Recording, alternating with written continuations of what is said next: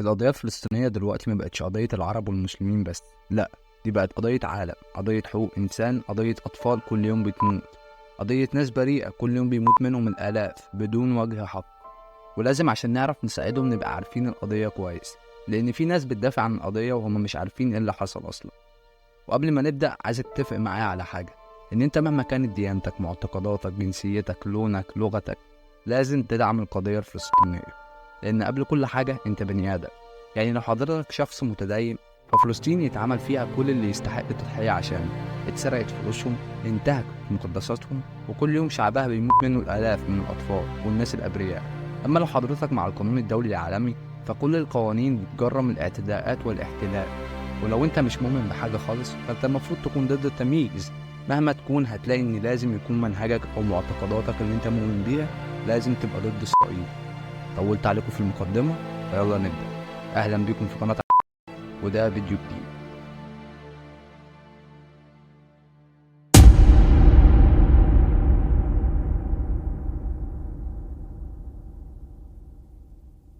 بالرغم من ان الحرب دلوقتي في فلسطين، لكن الحكاية ما بدأتش هناك.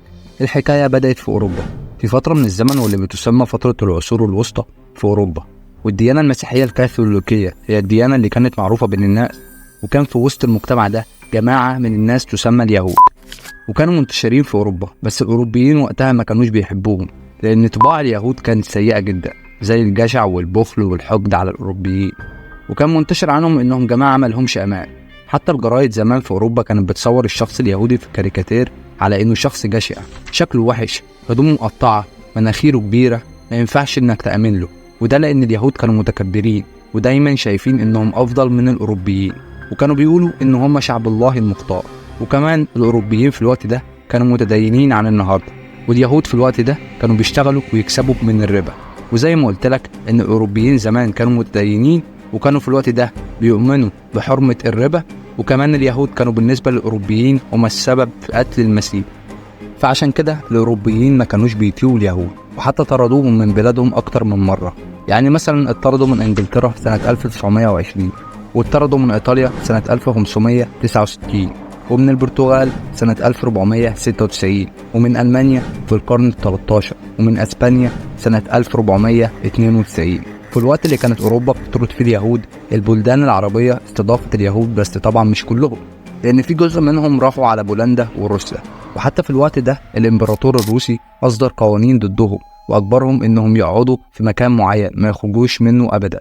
وبعد كده جزء منهم هاجر إلى الولايات المتحدة الأمريكية، وكانوا أكتر من 1,000,000 واحد.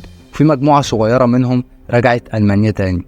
ولكن في الوقت ده كان وقت الحرب العالمية الأولى وخسارة ألمانيا، وألمانيا كانت شايفة إن اليهود كانوا من ضمن الأسباب الكبيرة اللي خلتهم يخسروا الحرب دي. وده أدى إلى ظهور جماعات كتير معادية لليهود في ألمانيا. وظهر برضو في فرنسا والمجر وإنجلترا وأمريكا جماعات معادية لليهود. كل الجماعات دي كان مجتمعين على كره اليهود وإنهم لازم يمشوا من بلادهم. وأعتقد ممكن دلوقتي تكون فهمت ليه أمريكا بتدعم اليهود، طبعا عشان مش عايزينهم يرجعوا لهم تاني. المهم اليهود وقتها عرفوا إنهم مش هيعرفوا يعيشوا وسط الأوروبيين، عشان كده قرروا إنهم يشوفوا مكان يعيشوا فيه لوحدهم. وتعرفت الفكرة دي باسم الحركة الصهيونية. والفكرة دي ظهرت على إيد الكاتب اليهودي ثيودور هرتزل. هرتزل صحفي يهودي، وهو نفسه صاحب كتاب الدولة اليهودية اللي اتنشر سنة 1896. وفي الكتاب كان بيدعو اليهود إنهم يشوفوا وطن ويتجمعوا ويعيشوا فيه. وبعدها عمل مؤتمر صهيوني في سويسرا سنة 1897. وبعدها بدأ يعمل مؤتمرات ومبادرات كتير عشان يجمع أكبر عدد من اليهود، عشان يقنعهم بفكرة الوطن الجديد.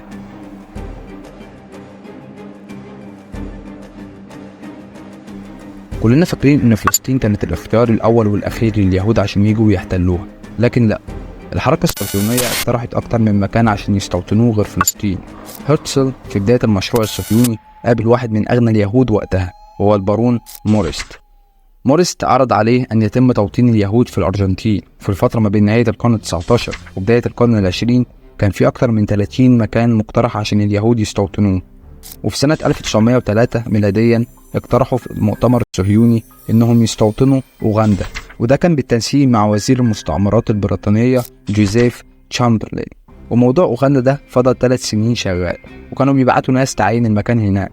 لكن الموضوع مكملش، وبعد كده خلوا جوزيف يتوسط لهم عند الحكومة المصرية بأنهم يسمحوا لليهود بأنهم يهاجروا لمنطقة العريش ويستوطنوها، ولكن قنصل مصر وقتها اللورد كلومر رفض ده. وسنة 1903 راح هرتزل على روسيا وبدأ يناقش تحسين وضع اليهوديين في روسيا، وفي الوقت ده بقت تظهر مقترحات لإنشاء جمهورية يهودية، وفي الوقت ده رشحوا شبه جزيرة القرم، لكن روسيا تراجعت عن القرار ده، وتم اقتراح مكان تاني في أقصى جنوب شرق روسيا وتسمت بمنطقة الحكم الذاتي اليهودية، وسنة 1928 أصدروا حكم بإنشائها، ولكن اليهود خافوا يروحوا هناك لأنهم كانوا بيخافوا من ستالين رئيس الاتحاد السوفيتي وقتها.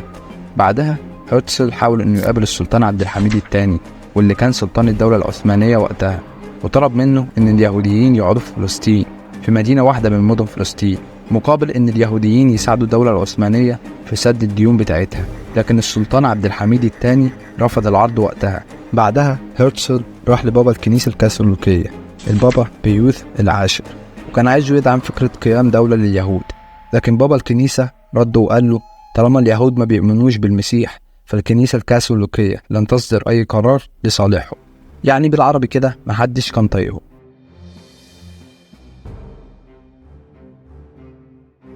ليه اليهود اختارت فلسطين؟ في يونيو سنة 1914 ميلاديا قامت الحرب العالمية الأولى، ولما الحرب خلاص كانت بتنتهي كانت الدولة العثمانية بتتفكك. وقتها بريطانيا فكرت وقالت ما ندي فلسطين اليهود ويبقى ضربنا عصفورين بحجر واحد، نبقى خلصنا من اليهوديين ومن قرفهم ويبقى لينا حليف استراتيجي في المنطقة هناك. وجاب بريطانيا في 2 نوفمبر سنة 1917 ميلاديا كلفت وزير الخارجية البريطاني أرثر بولفور إنه يبعث رسالة لأحد زعماء الحركة الصهيونية في لندن بأن الحكومة البريطانية أعلنت دعمها لإنشاء وطن قومي ليهم في فلسطين، والرسالة دي بعد كده اتعرفت بوعد بولفور، وده السبب الأول. السبب الثاني اللي خلى اليهود يختاروا فلسطين إن فلسطين مكان مقدس بالنسبة لهم، وعلى كلامهم إن سليمان عليه السلام بنى هناك معبد، ولكن المعبد ده اتدمر مع مرور الزمن، والتوراة عندهم بتقول إن ربنا سبحانه وتعالى ورث الأرض دي لنسل إبراهيم عليه السلام، وهم بيقولوا إن هم ورثة سيدنا إبراهيم والباقي لأ، رغم إن المسلمين برضو من نسل سيدنا إبراهيم والمسيحيين برضو من نسل سيدنا إبراهيم. هم معتقدين إن فلسطين هي أرض الميعاد اللي هيرجعوا لها في نهاية الزمان، وطبعا مش محتاج أقول لك إن الكلام ده كله بلع، وهم واخدين حجة عشان لما حد يقول لهم حاجة يقولوا والله الدين هو اللي أمرنا بكده. الغريب بقى انك لو بحثت عن نسبة الملحدين في اسرائيل هتلاقي ان نسبة الملحدين هناك تتعدى 65%، يعني تقريبا تلتين البلد ملحدين.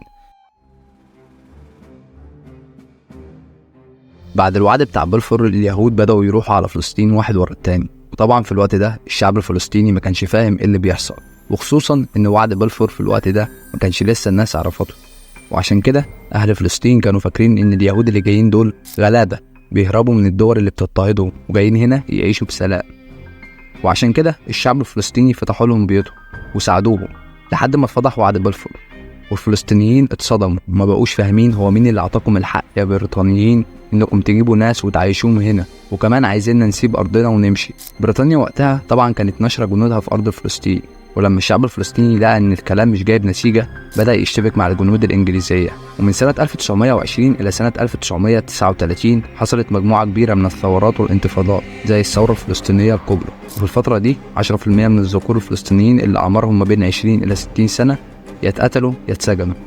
فضل الوضع على كده لحد سنة 1939، يعني بعد وعد بلفور ب 22 سنة كاملين.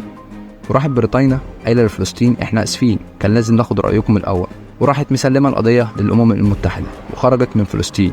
والأمم المتحدة سنة 1947 أصدرت قرار بتقسيم فلسطين لدولتين، دولة عربية ودولة يهودية، والقدس وبيت لحم بقوا تحت الوصاية الدولية. طبعا اليهود وافقوا فورا، لكن العرب رفضوا الموضوع، وبالرغم من ان العرب رافضين موضوع التقسيم ده الا ان الامم المتحدة قررت انها تقسم الدولتين واصدرت قرار دولي بكده. وبالرغم من حتى ان التقسيمة ما كانتش بالعدل 45% لفلسطين و55% لليهود، الا ان اليهود برضه ما التزموش بالقانون ده. بعد قرار التقسيم بسنة واحدة اليهوديين هجروا مئات الالاف من الفلسطينيين من ارضهم اللي هي المفروض ارضهم بقرار دولي من الامم المتحدة، وسميت باسم النكبة. ومن 1947 لحد 1948 أكثر من 700 ألف فلسطيني اتهجر من أرضه، لكن في شهر مايو في نفس السنة قامت حرب متمثلة في فلسطين ومصر والسعودية ولبنان والأردن وسوريا والعراق ضد الكيان الصهيوني. ولكن خلال الحرب قدر الكيان الصهيوني إنه يسيطر على الأرض اللي الأمم المتحدة أصدرت قرار بيها وفوقها حتة كمان. حتى بعد سنة 48 إسرائيل برضو ما التزمتش بالقانون الدولي وهجرت كل سكان الجزء الجنوبي من فلسطين وارتكبوا فيه أفظع الجرائم اللي عرفتها البشرية، واللي المفروض إنه بالقانون الدولي الجزء ده بتاع فلسطين. وبعد ما هجروهم حبسوهم في قطاع غزة واللي مساحته 365 كيلومتر مربع، واللي بيمثل 1% فقط من مساحة فلسطين. وتحول قطاع غزة لواحد من أكثر الأماكن في العالم كثافة سكانية، وبقى أكثر من 78% من مساحة فلسطين تحت سيطرة الصهاينة.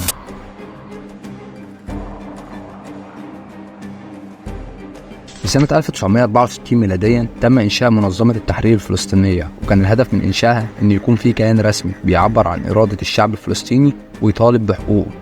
وسنة 1988 تم إعلان إن المنظمة دي هي الحكومة الفلسطينية، وإن غزة والضفة الغربية يعتبروا دولة واحدة اسمها فلسطين. والأمم المتحدة اعترفت بالكلام ده. وسنة 1993 اتعملت اتفاقية اسمها اتفاقية أوسلو، حضر فيها الرئيس الفلسطيني وقتها ياسر عرفات، والرئيس الأمريكي وقتها بيل كلينتون، ورئيس وزراء الصهاينة إسحاق. وكمان الصهاينة مضوا على إن فلسطين تبقى دولة ذات سيادة. طب إيه الاستفادة من إنك تكون دولة ذات سيادة؟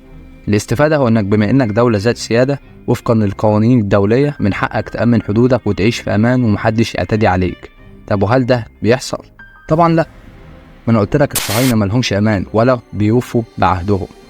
الصهاينة بيدخلوا الأراضي الفلسطينية اللي الأمم المتحدة أقرت إنها بتاعت فلسطين، بيهجروا منها أهلها وبيضربوهم، والعالم كله بيبقى شايف ده وبيسكت عليه.